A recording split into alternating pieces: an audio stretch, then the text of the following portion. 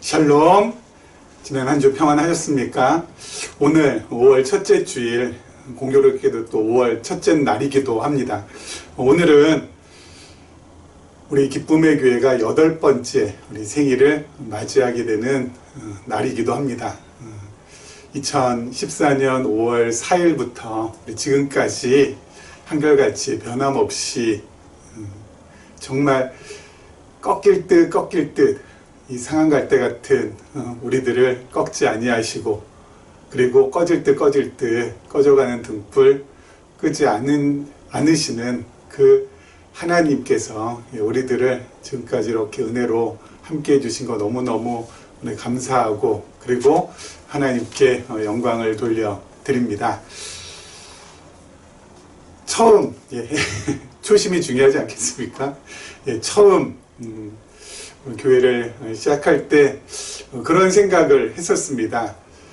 정말 이 땅에 무수히 많은 교회가 있는데 편의점 다음으로 교회가 더 많다라고 제가 들은 것 같습니다. 이렇게 진짜 무수히 많은 교회 중에 지금 있는 교회하고 같은 모습, 또 같은 내용의 교회를 하나 더 시작을 한다면 그게 과연 무슨 의미가 있을까 라는 생각을 했었습니다. 뭔가 좀 지금까지 이 땅에서 이렇게 계속되어진 그런 교회하고는 좀 다른 모습, 다른 내용을 가지고 하면 안 될까? 뭐 그러한 그때만 해도 지금보다는 8년 더 젊었으니까요. 그런 생각을 하면서 교회를 시작을 했었습니다. 참 감사하게도 우리 지난 8년 동안 하나님께서 우리에게 이 계시적인 관점에서 성경을 해석하고 또 삶에 적용할 수 있는 이러한 선물, 또 이러한 은혜를 베풀어 주셔서 어떻게 보면은 정말 지금까지 있었던 이 땅의 교회하고는 좀 다른 모습, 또 다른 내용을 가지고 저희가 여기까지 오지 않았나. 그래서 정말 하나님 앞에서 정말 감사와 찬송을 올려드리지 않을 수가 없을 것 같은 그러한 느낌이 듭니다. 어떻습니까? 똑같다고요? 아니요. 많이 다릅니다. 정말 다릅니다. 처음에 이렇게 이제 교회를 좀 시작하려고 할 때쯤에 주위에서 그렇게 하면 좀 힘들지 않을까, 그렇게 하면은 정말 기쁨의 교회가 계속 존속될 수 있을까라는 그런 걱정, 또 그러한 염려 함께 해주신 분들이 계신데, 그 걱정과 염려는 지금도 계속 되고 있으리라고 생각이 듭니다. 왜냐하면은 뭔가 이렇게 막 그냥 이렇게 막 그냥 으쌰으쌰하는 그런 분위기가 있는 그런 교회는 아니니까요. 그런데 그런 염려와 또 그러한 걱정을 조금씩 좀 덜어낼 수 있는 것은 바로 뭐냐면은 계시적인 관점에서 하나님의 말씀을 해석하고 또 우리의 삶에 적용하는 것이 이게 괜찮다. 괜찮다라는 것보다 조금 더 위에가 뭐죠? 좋다는 것보다 좀 더 위에가 뭐죠? 탁월하다. 저는 그렇게까지 여겨집니다. 그래서 앞으로도 계속 하나님께서 동일한 은혜, 한결같은 은혜 베풀어 주실 줄 믿으면서 저 또한 다시 한번 그 당시에 이 초심을 기억하면서 교회를 섬겨 나가려고 합니다. 아무튼 여러분들 많은 기도, 그리고 또 관심 부탁을 드리도록 하겠습니다. 자, 오늘 5월 첫째 주일인데요. 매월 첫째 주일마다 아까 잠깐 말씀드린 것처럼 하나님께서 우리에게 주신 선물, 계시적인 관점에서 하나님의 말씀을 해석하고 삶에 적용할 수 있는 이 놀라운 은혜를 베풀어 주셨는데, 그럼 계시적인 관점이란 무엇이냐에 대해서 우리가 첫째 주마다 좀 이렇게 살펴보고 있습니다. 그런데 우리 한 가지 말씀드릴 것은 지금 그걸 갖다 한 10개로 저희가 정리했잖아요.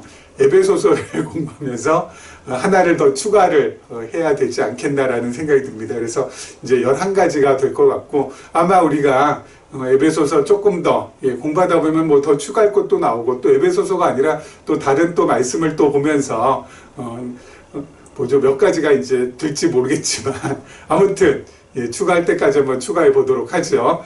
자, 우리 잠깐 한번 정리를 먼저 좀 해보고 넘어가도록 하겠습니다. 우리 계시적인 관점이란 무엇인가 해가지고 우리 10가지 우리 말씀을 드렸었죠. 자, 그 첫 번째가 우리 주보 오른쪽에 보면은 다 적혀 있습니다. 하나는 바로 뭐냐면은 하나님 중심으로 성경을 우리가 해석하는 것.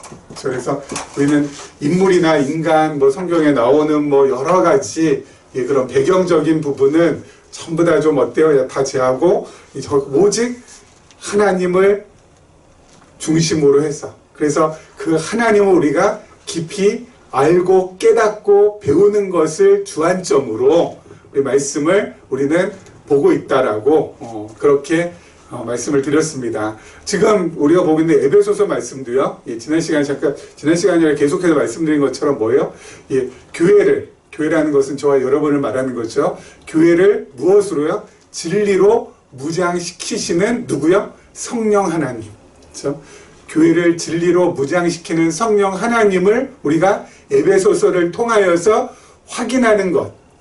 에베소서를 통하여서 배우는 것이 주된 목적이라고 했습니다. 다른 것이 아니라 에베소서에 나타난 교회를 진리로 무장시키시는 우리 성령 하나님, 그렇죠?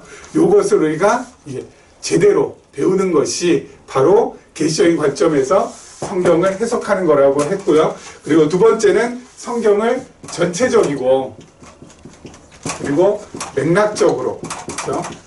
전체적이고 맥락적으로 우리가 성경을 해석한다라는 것. 우리는 성경의 어떤 한 부분에 또 어떤 지연 말단적인 것에 거기에 매몰되지 않고 성경 전체를, 신구약 성경 전체를 통째로 전체를 그려보면서 그 안으로 들어간다는 거죠. 그래서 전체를 조망하고 그리고 나서 부분으로 들어가서 우리가 성경을 해석할 때, 성경을 우리가 읽을 때 어때요? 그 읽었던 성경이 해석되어지는 성경 말씀이 성경이 말하고자 하는 가장 근접한 말씀이 되리라고 저는 확신하거든요.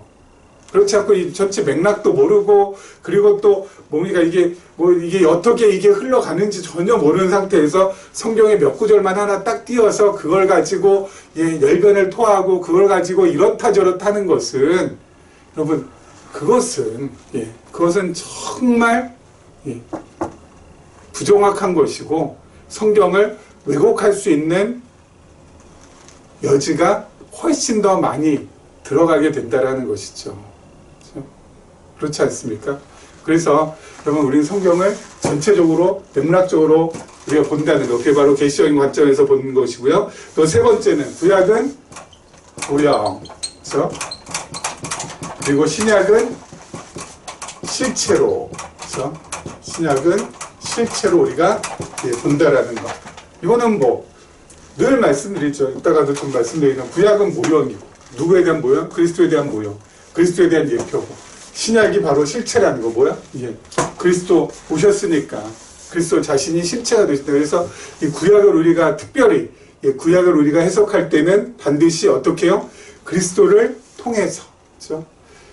구약이 그냥 우리에게 다이렉트로 오는 것이 아니라 구약 성경은 예수 그리스도를 증거하는 말씀이다라는 것을 늘 인식하고 구약을 본다. 그래서 구약을 우리가 해석할 때는 구약적인 맥락에서도 일단 해석을 하지만은 더 중요한 건 뭐예요? 구약적인 맥락에서 해석한 다음에 다시 그리스도를 통해서 그 구약의 맥락을 신약으로 끌고 들어와야지 구약의 맥락을 갖다가 바로 그냥 그 어떤 필터링 장치가 없이 그냥 바로 다이렉트로 신약으로 끌고 들어오면은 지금도 우리는 예루살렘으로 가가지고요, 성전 지어야 되고 그리고 그 성전에서 우리는 계속해서 어때요? 제사 드려야 될 수밖에 없지 않겠습니까? 구약을 그냥 다이렉트로 그냥 온다면. 그리고 구약을 다이렉트로 끌고 온다면 그것은 기독교가 아니라 유대교죠. 그렇죠? 그래서 여러분, 바로 구약은 모형, 신약은 실체로 해석하고 있다는 거. 네 번째는 믿음은 바로 뭐라고요? 인간 스스로가 만들어낸 산물이 아니라 하나님께서 주신 선물이라는 거. 이것도 너무 중요해요. 하나님께서 우리에게 선물로 주셨다는 거. 선물로 주셨다는 거. 그 선물을 갖다가 어떻게 주셨어요? 성경을 갖다가 우리가 알고 깨닫고 믿을 수 있도록 누구를 보내주셨어요? 성령 하나님을 보내주셨어요. 그래서 믿음이라는 것은 성경을 통하여서 내가 성경 말씀을 알고 깨달아서 믿게 되어지는 것이 바로 믿음이라고. 바로 그 믿음이라는 것은, 그렇게 해서 믿어진 믿음이라는 것은 내 노력이나 의지가 들어간 것이 아니라 하나님의 노력과 전적인 의지에 의한 것. 하나님의 전적인 은혜의 결과라는 것. 그렇죠? 우리가 그렇게 지금 성경에서 나오는 믿음이라는 걸 그렇게 보고 있고요. 다섯 번째, 율법이라는 거. 그렇죠? 율법은 바로 뭐라고요? 예수 그리스도를 향하여서 가는 초청장이 된다는 거. 그래서 율법은 예수 그리스도를 만날 수 있도록 우리에게 뭘 보내주는 거예요? 초청장 보내주는 거예요. 그래서 율법을 우리가 지키는 것이 아니라 율법을 통해서 우리의 죄를 깨닫고 깨달은 만큼 어때요? 누구를 붙드는 거예요? 골고다 언덕에 십자가에 달리신 예수 그리스도를 붙드는 거.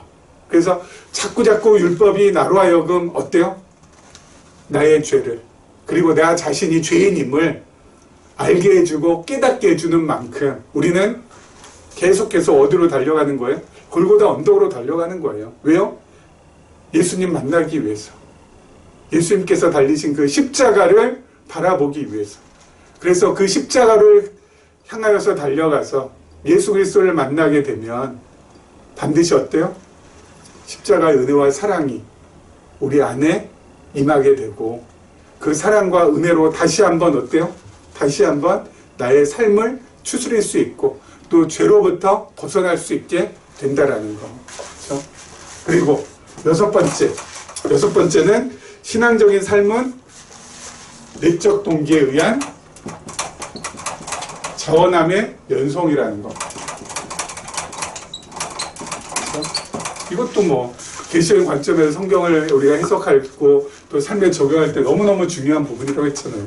이렇게 성경에 계시는 하나님 우리가 알게 되고 배우게 되고 깊이 깨닫게 되면은 반드시 내 안에서 어때요? 이 내적인 동기가 이게 솟아나오게 돼 있어요. 하나님 우리가 깊이 알게 되면 내 안에서 뭔가 하고 싶은 마음이 나온다니까요. 무기력해지지 않습니다. 무기력해지지 않아요. 아주 역동적이고 활동적이게 돼요. 그래서 정말 어때요? 주 안에서 내가 억지로가 아니라 정말 자원함을 가지고 무엇을 하든지 내가 원해서 정말 좋아서 내가 하고 싶어서 그렇게 하게 된다고. 그렇죠? 그리고 일곱 번째가 하나님의 뜻을 구하는 삶 자체가 기도. 기도라는 것은 특정 시간에 특정 공간에서 하는 것, 그걸로만 딱 규정지면 안 된다는 거죠. 기도라는 것은 우리의 삶 전체의 영역 속에서 특별히 기도의 내용은 어때야 되는가? 하나님의 뜻을 구하는 게 제일 중요한 거라는 거. 그렇죠? 내 뜻을 하나님께 강요하는 것이 아니라 하나님의 뜻을 내 삶 속으로 어때요? 하나님의 뜻을 내 삶 속으로 소화시키는 것이 바로 기도라는 거. 그래서 하나님의 뜻을, 하늘의 뜻을 날마다 구하며 하나님의 뜻대로 모든 것이 됨을 바라보며 감사하고, 그렇죠? 내 뜻은 점점 어때요? 잦아들고 하나님의 뜻만이 선명하게 드러나는 삶, 그것이 바로 기도라는 거. 그 삶 자체가 기도가 된다라는 거 말씀드렸고요. 그리고 예수는 그리스도이심을 언약과 성취의 논리로 증거하는 것이 전도라는 거. 그렇죠? 전도라는 것은 예수를 그리스도로 증거하는 거. 그게 바로 전도라는 거. 근데 예수가 그리스도라는 것을 증거하기 위해서는 무엇이 필요해요? 구약의 약속이. 그렇죠? 그리고 그 약속대로 이루어진 신약의 역사적인 사실이 필요한 거죠. 그래서 구약에 하나님께서 약속하신 것이 이러이러한데 신약을 보니까 그 약속들이 전부 다 이루어졌다. 그렇죠? 언약대로 언약하시고 그 언약대로 이루신 그 하나님의 살아계심을 어때요? 증거하는 거. 또 그 살아계신 하나님께서 그리스도를 보내신다고 언약을 하셨는데 약속을 하셨는데 정말 2000년 전에 예수라는 분이 오셨는데 보니까 하나님의 약속을 다 어때요? 적중했더라. 그 약속대로 그 예수라는 분이 그 삶 자체가 100% 그 약속에 맞는 삶을 살았더라. 그렇기 때문에 그 예수라는 분이 그리스도, 메시아, 하나님의 아들이 아니겠는가. 그것을 증거하는 것이 바로 전도라는 것. 그렇죠? 이렇게 전도를 이렇게 증거하는 경우가 이렇게 갑자기 생각이 나는데 여러분 전도를 이렇게 하는 케이스가 있었나요? 원래 전도가 그거였거든요. 여러분 사도행전에 보면 예수님의 제자들이 사도들이 나가서 뭐라고 전도했어요? 한 줄로 돼 있어요. 예수는 그리스도라. 여러분 예수가 그리스도라는 것을 갖다가 증거하기 위해서는 여러분 그 사도들이 그 예수님의 제자들이 무엇을 근거로 해서 예수가 그리스도라고 했을까요? 구약을 근거로 해서. 그렇죠? 구약에 하나님께서 이렇게 약속을 하셨는데 그 약속대로 전부 이루신 분이 바로 예수란 분이었더라. 그걸 갖다가 제자들이 직접 어때요? 본인들이 다 목격을 했기 때문에 다 어때요? 그걸 증거한 거 아니겠어요? 그게 전도인데 요즘은 전도라는 것이 조금이 아니라 많이 그 사도들의 예수님의 제자들이 했던 이 전도의 그 내용과는 다르게 희한하게 좀 많이 이렇게 바뀌지 않았나 라는 생각을 하게 됩니다. 여러분 아홉 번째는 삶의 목적을 우리의 삶의 목적이 뭐라고요? 어떤 시를 보니까 왜 사냐고 묻거든 그냥 웃죠. 뭐 그러겠는데 우리는 그냥 웃으려고 사는 것은 아니죠. 뭐야?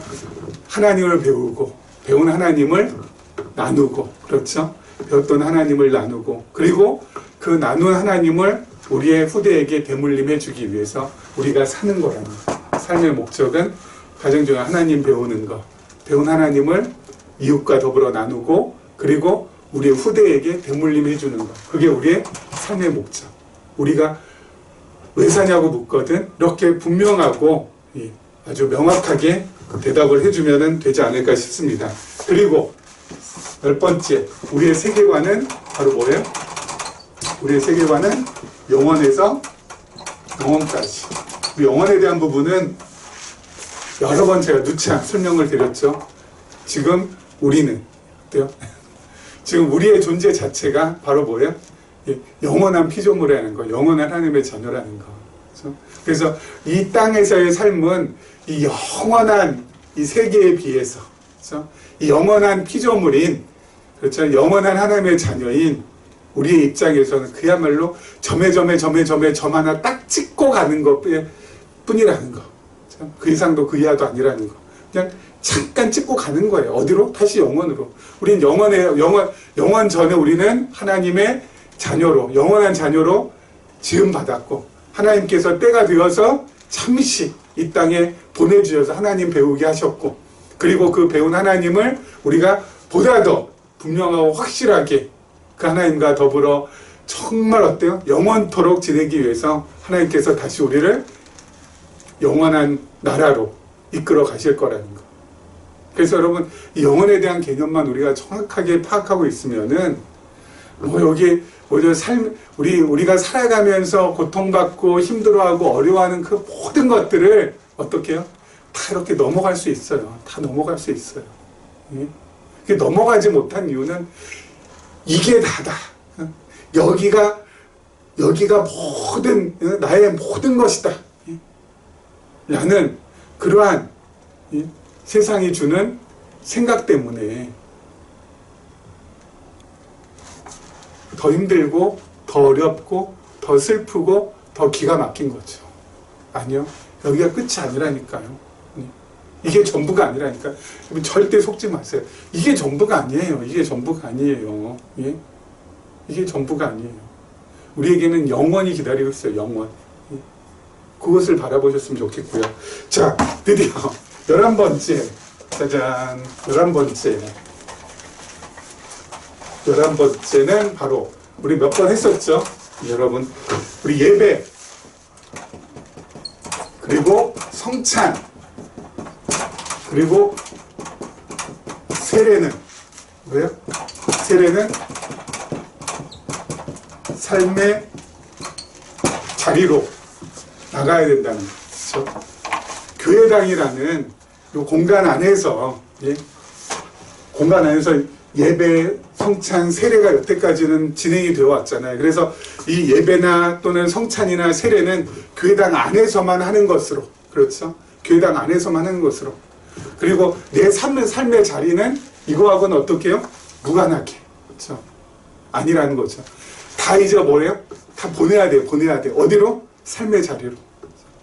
예배는 뭐예요? 예배에서 가장 중요한 것은 우리가 지금 하고 있잖아요. 하나님의 말씀을 살펴보고 함께 나누는 것. 그것도 삶의 자리로 가야죠. 삶의 자리로. 어때요? 삶의 자리 속에서 내가 하나님의 말씀을 읽고 해석하고 적용하는 삶. 그렇죠?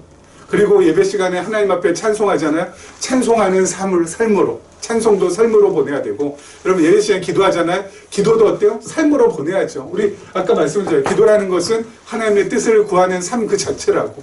이것도 다 삶으로 전부 다 보내야 돼요. 그래서 예배도 삶으로 다 보내야 되고, 성찬도 뭐예요? 삶으로 전부 다 보내야 돼요. 성찬이라는 것은 예수님께서 십자가에 달리실 때 자신의 몸이 찢기시고, 그리고 자신의 모든 피를 다 흘리셨잖아요.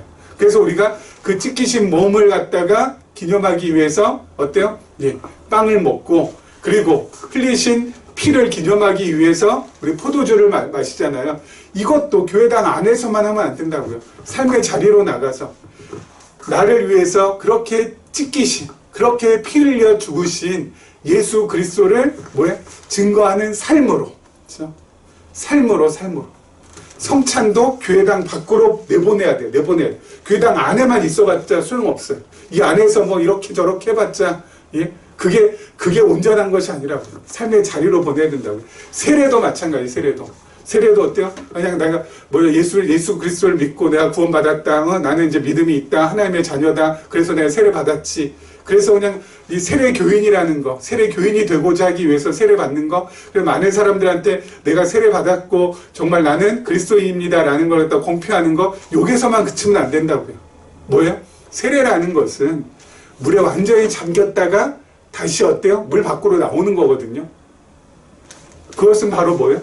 그리스도와 함께 내가 죽고 그리스도와 함께 내가 살아간다라는 거거든요.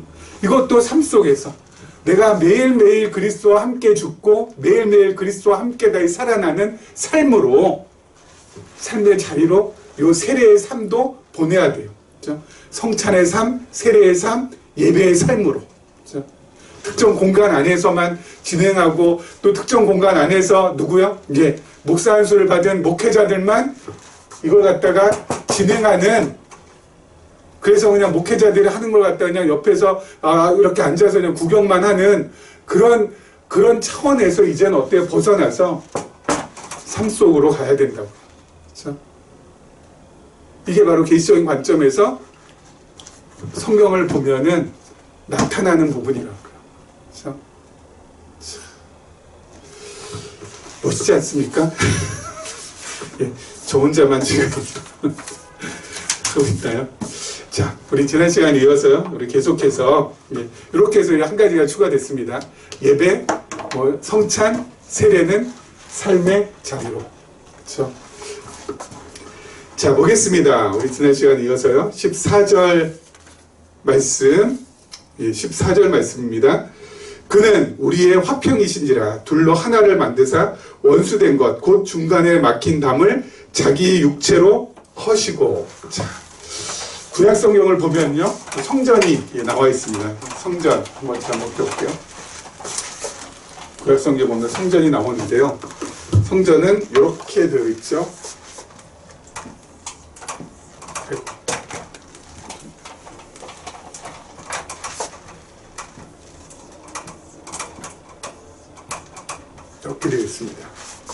여기에 이제 예, 제단이 하나 있고요. 그리고 물두멍이 있고, 그리고 여기는 성소죠. 성소라고 해서 여기에 이제 7촛대 있고, 그리고 여기에 진설벽이라고 떡 있고요. 그리고 여기 분향단이 이렇게 딱 있습니다. 그리고 이 안에는 뭐가 있어요? 언약궤가 있습니다. 이 안에 있는 것을 우리는 지성소로 합니다. 여기 이제 안뜰이고요. 자, 그럼 유대인들이 죄를 지었을 때 제물을 가지고 이 성전 안뜰에 오면은 제사장들이 있잖아요. 그 제사장들이 여기에서 이제 제사를 지냅니다. 그렇죠? 제물을 이 각을 떠가지고 어린 양을 각을 떠가지고 어때요? 번제로 이렇게 이제 제사를 지냅니다. 자, 요 안뜰까지 요 안뜰에는 누가 와요? 유대인들이 올 수 있습니다. 유대인들이 요 안뜰까지 와가지고 번제를 드리거나 화제를 드리거나 뭐 이렇게 할 수 있어요.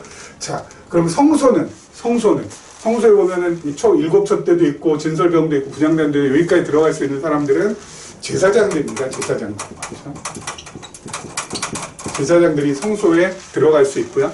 지성소는 이 제사장들 가운데서 이제 뭐 이렇게 그 반차를 갖다 짜가지고 1년에 한 번씩 7월 10일 날 대속죄일 날 지성소에 들어가서 어때요? 예. 지성소에 들어갈 수 있습니다. 누가요? 대제사장만. 자, 그러면 유대인들 그리고 제사장들 그리고 대제사장 이렇게 이제 성전 안에 들어갈 수 있는데요. 그럼 이방인들은 어디까지 들어갈 수 있을까요? 이방인들은 바깥들, 성전 바깥들, 여기.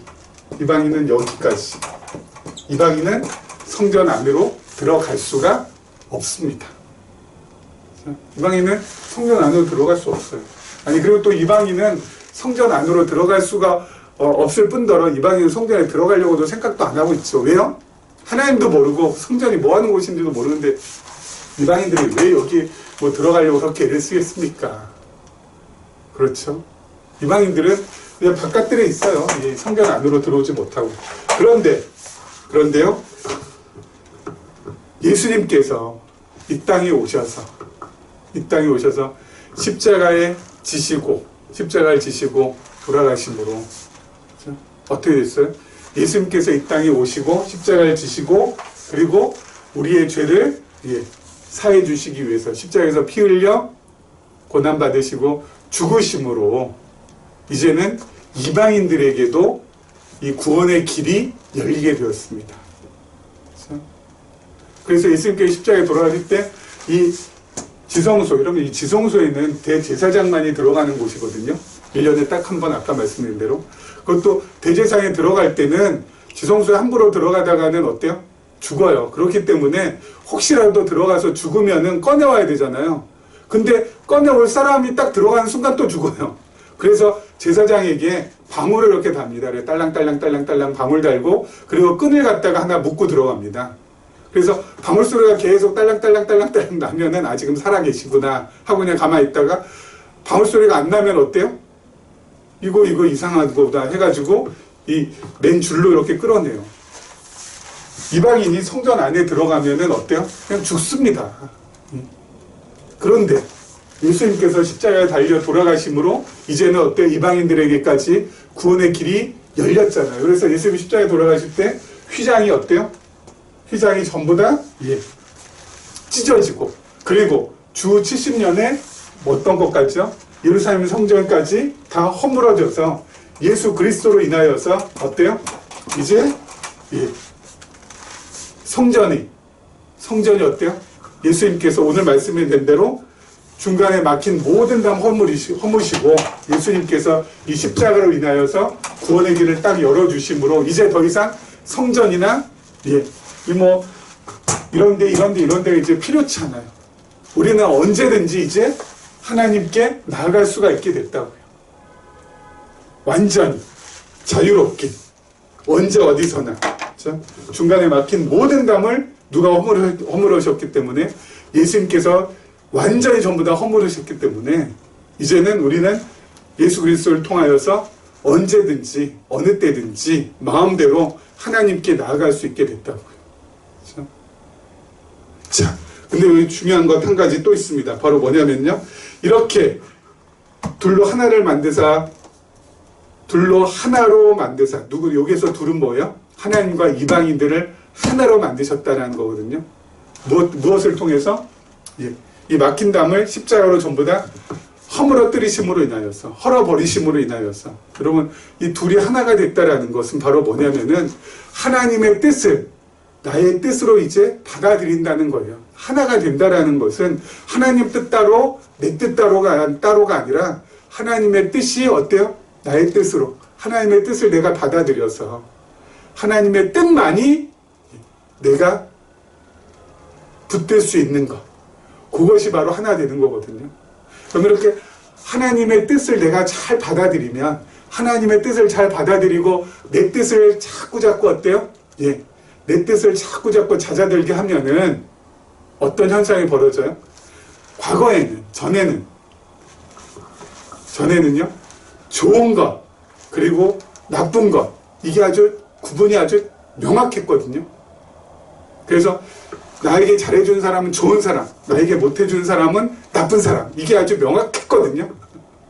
그렇죠?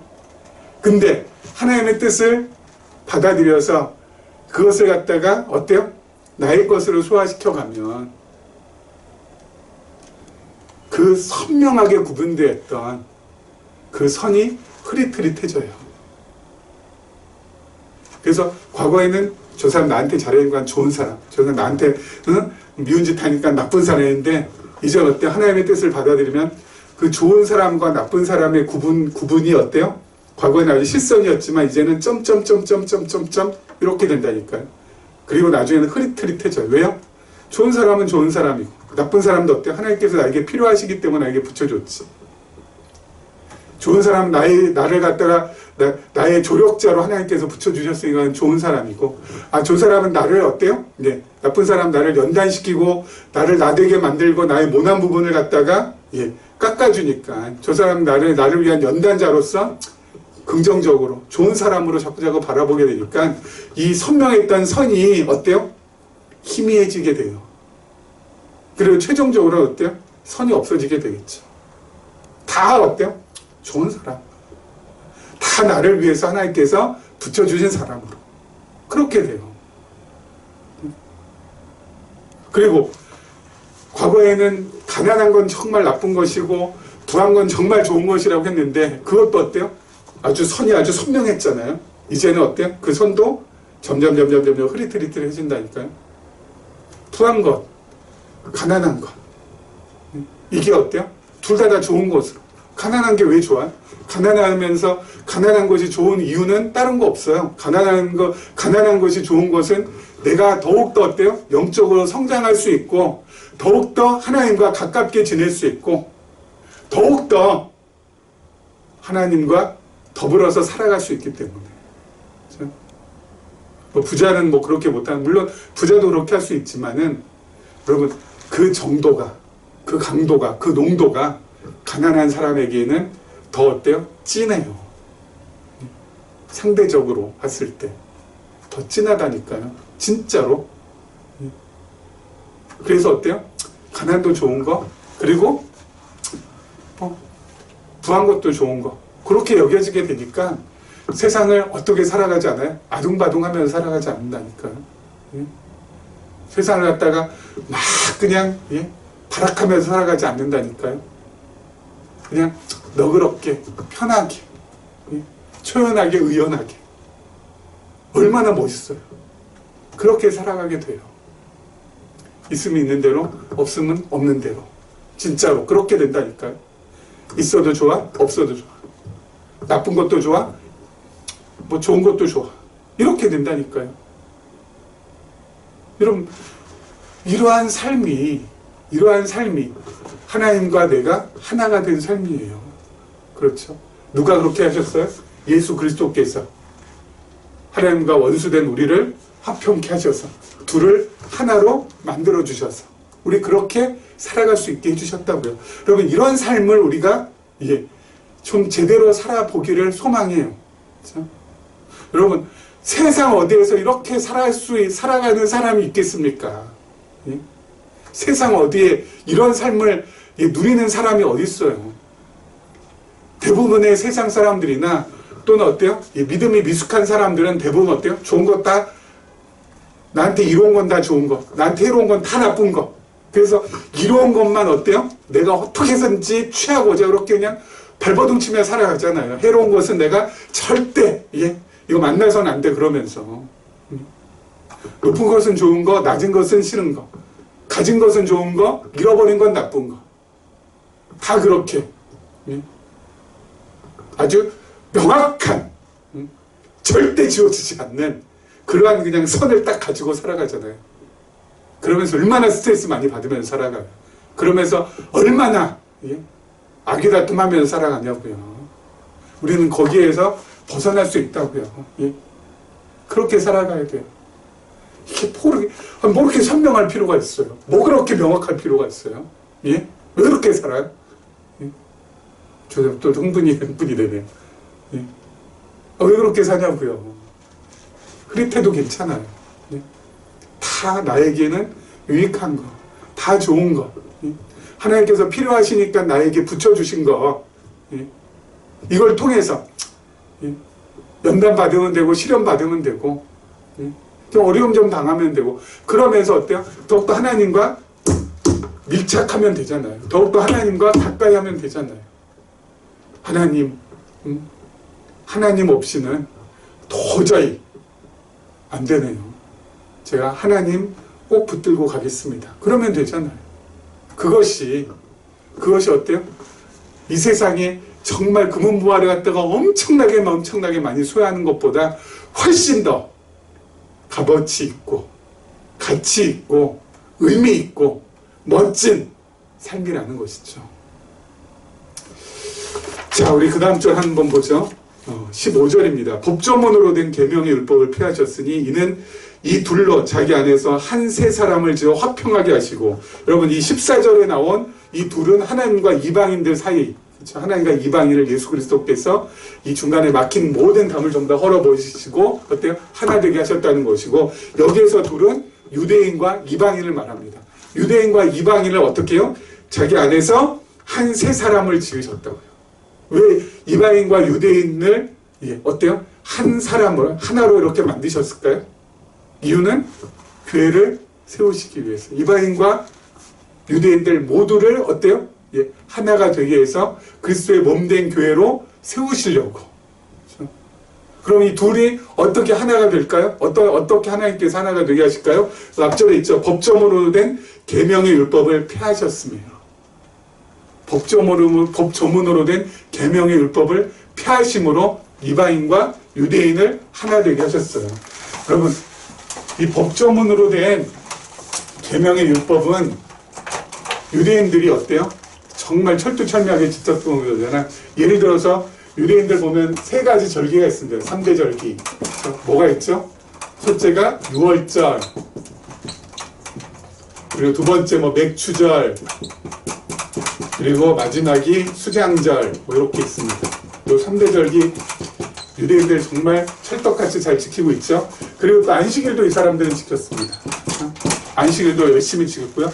또 우리가 잘 알다시피 제사 제도가 있어가지고, 아까도 말씀드린 대로 어때요?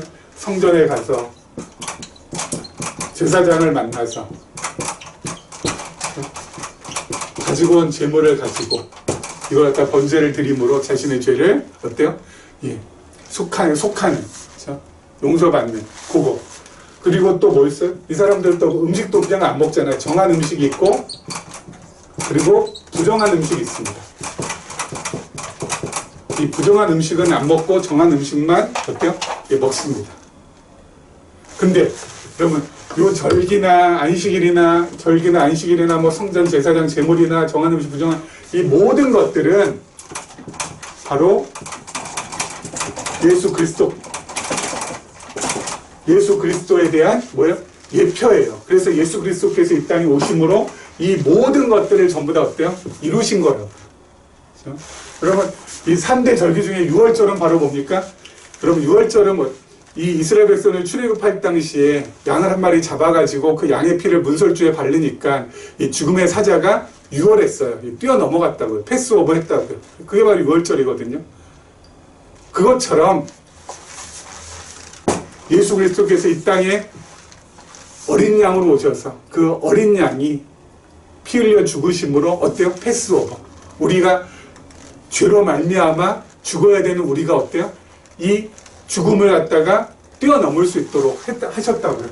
예수 그리스도께서 6월절도 성취하셨고, 맥추절은 어때요? 여러분, 보리추수하는, 그래서 이 첫 열매, 올 한 해 농사의 첫 열매를 하나님께 드리는 날이거든요. 여러분, 예수님께서 이 땅에 오셔서 첫 열매가 되셨잖아요. 뭐에 대한 첫 열매? 부활의 첫 열매. 그렇죠? 부활의 첫 열매가 되신 것은, 부활의 첫 열매가 되신 것을 맥추절이 예표하고 있다고. 그래서 이것도, 맥추절도 어때요? 예수 그리스도께서 전부 다 이루신 거. 수장절은 곡식들 전부 다 모아가지고 어때요? 예, 이 창고에다 잘 저장하는 이 추수하는 날이거든요. 추수하는 절기거든요. 이거 역시 예수님께서 또 이 땅에 예수님께서 오심으로 알곡과 쭉정이들을 전부 다 나누어서, 쭉정이는 어때요? 다 불태우고 알곡은 곡간으로 잘 모으시는, 그래서 어때요? 심판하시는 예수 그리스도. 다 예표하고 있어요. 안식일도 예표예요. 그렇죠? 예수님께서 오셔서 본인이, 자신이 안식일의 주인이라고. 다 내게로 오라고. 내가 너희들 편히 쉬게 해주겠다고. 안식일의 주인으로서 이제 더 이상의 안식일은 있어요? 없어요? 없어요. 예수님께서 이루신 성전, 제사장, 제물 전부 다 뭐예요? 예수 그리스도를 예표하는 것이고, 예수님께서 직접 전부 다 성전 되시고 제사장 되시고 제물 되셔서 영단번의 제사를 십자가에서 지내심으로 이제는 더 이상의 구약의 성전 제사가 필요하지 않아요? 필요하지 않는다고요. 예수 그리스도께 전부 다 이루셨으니까. 정한 음식, 부정한 음식, 이렇게 나누어서 이 율법의 조문대로 이스라엘 백성들이 이렇게 먹을 거, 안 먹을 거 전부 다 구별한 건 뭐냐면은, 이스라엘 백성들이 가나안 땅에 들어갔을 때 가나안 사람들, 가나안의 7 족속들이 먹는 음식들 하나님께서 어때요? 다 걸러내신 거거든요. 그 가나안 7 족속들이 먹었던 그 음식들은, 그 식단은 전부 다 우상 숭배하고 밀접하게 관련이 깊어요. 그래서 이스라엘 백성들은 그런 우상 숭배하고 밀접한 관련이 없는 음식, 뭐야? 정한 음식을 먹기 위해서 어떻게 해요? 구별되게, 그렇죠? 구별되게 살 수 있도록, 구별된 삶을 살 수 있도록 하기 위해서 하나님께서 정한 음식, 부정한 음식을 딱 나누어가지고 정한 음식 먹으라는 거예요. 부정한 음식은 뭐야? 이방신, 우상, 관련이 깊으니까. 이거 역시 예수님께서 어때요? 죄악 많은 이 땅에 오셔서 예수님께서 어때요? 십자가에 달려 돌아가시고 부활하시고 승천하실 때까지 예수님의 삶 자체는 전부 다 어땠어요? 구별된 삶이었어요. 구별된 삶. 세상과는 완전히 구별된 삶을 예수님께서 살다가 어때요? 승천하시고 우편에 앉아 계시잖아요. 이거 역시 뭐예요? 정한 음식, 부정한 음식도 예수 그리스도께서 전부 다 이루신 거예요. 구별된 삶을 사심으로. 그래서 이제는 어때요? 과거에는 유대인들이 여기 요 안에서 지켰는데, 이제는 더 이상 이게 아니라 예수 그리스도께서 좀 다 지켜주심으로 이제는 이방인들이 여기에 매이는 것이 아니라 이제 이 모든 율법을 성취하신 예수 그리스도를 구주로, 메시아로, 하나님의 아들로 믿고 받아들여서 그분 아래에서 특별히 뭐예요? 우리는 그의 지체가 되어서 그렇게 살아갈 수 있게 된 거예요. 이제는 이거 지킨다고 이거 지켜야 되는 것이 아니라, 이제는 유대인들도 뭐예요? 예수 그리스도를 통하여서 여기에서 이제 다 패했으니까, 예수님께 전부 다 패했으니까 이제 오직 예수 그리스도를 통해서만 우리가 그의 지체가 되어서, 유대인도 그렇고 이방인도 그렇고 예수를 그리스도로 알고 믿어서 그의 몸된 지체가 되어서 그를 섬기며 그를 높이며 그와 더불어 살아갈 수 있도록 해주신 거라고요. 특별히 이방인 중에 이방인은 우리라고 했잖아요. 이방인 중에 이방인인 우리가 이렇게 예수 그리스도로 말미암아 그의 몸된 지체가 되었다는 것. 그것이 너무너무 감사하고 영광스러운 것이고, 거기에다가 계시적인 관점이라는 이 놀라운 이 시대에 둘도 없는 이러한 선물을 하나님께서 주셔서 우리가 이렇게 계시적인 관점을 가지고 하나님의 말씀을 공부하고 또 공부한 그 말씀을 삶 속에 정말 아름답게 녹아들게 적용하면서 살 수 있도록 해주셨다라는 것이 이게 진짜 생각할수록 너무너무 감사한 일이고, 정말 생각할수록 이런 일이 어떻게 나에게, 우리에게 일어났는지, 이거는 무엇으로도 설명이 안 되는 거잖아요. 그래서 오늘도 하나님 앞에서 우리가 어때요? 예. 감사하다고 고개 숙일 수밖에 없고, 앞으로도 그 하나님 앞에 정말 마음의 고개를 숙이면서 감사 그렇게 살아갈 수밖에 없을 것입니다. 여러분, 이런 은혜가 우리 모두에게 정말 넘쳐나고 또 넘쳐나길 주님의 이름으로 축원합니다.